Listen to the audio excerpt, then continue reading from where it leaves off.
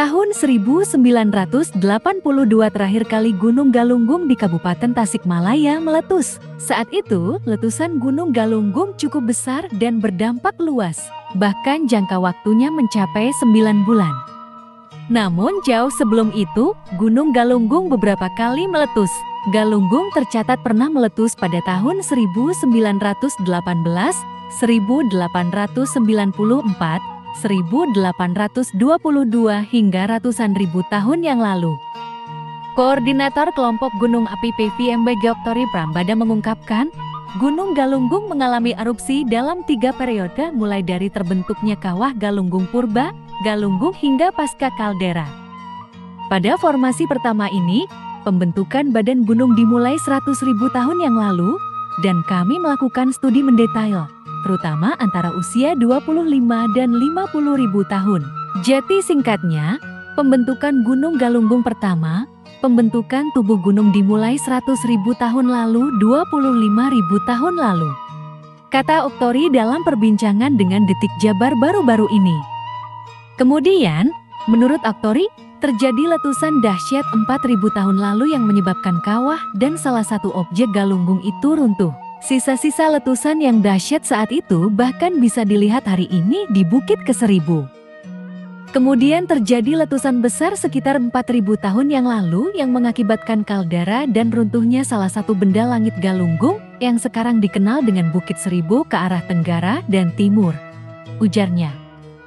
Setelah letusan hebat, Galunggung tertidur lama.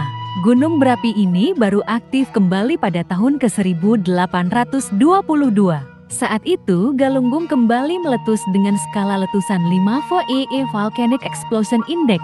Magnitudo letusan Galunggung kali ini lebih besar dari letusan Gunung Merapi tahun 2010 lalu. Aktivitas setelah kawah dimulai dari tahun 1822 hingga saat ini. Pada tahun 1822 meletus dengan skala 5 VEE, yang jika dibandingkan sedikit lebih besar dari Merapi pada tahun ke-2010.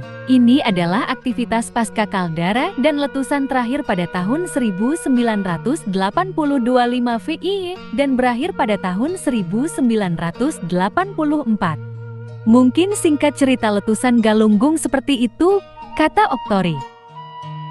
Dia menjelaskan, dampak letusan Galunggung tahun 1822 hingga 1982 tidak sebesar letusan periodik kawah. Menurutnya, selama masa kawah, erupsi menciptakan zona emblesan sepanjang 40 km. Sementara letusan terjadi antara tahun 1822 dan 1982. Letusan Galunggung yang paling parah hanya terjadi pada VI5, bergantian dengan letusan kecil VI1 atau kedua. Efek letusan tahun 1982 sampai 1982 umumnya menutupi Jawa bagian barat dan menyebar ke Samudra Hindia di sebelah barat, kata Oktori. Sejauh ini, dampak letusan Galunggung pada periode pasca kaldera positif. Efek positifnya adalah tanah di kawasan Gunung Galunggung menjadi jauh lebih subur, mineral cinya pun semakin melimpah.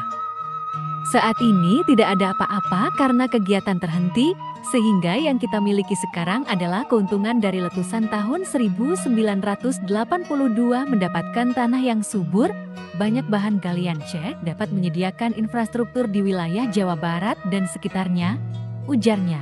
Menyimpulkan,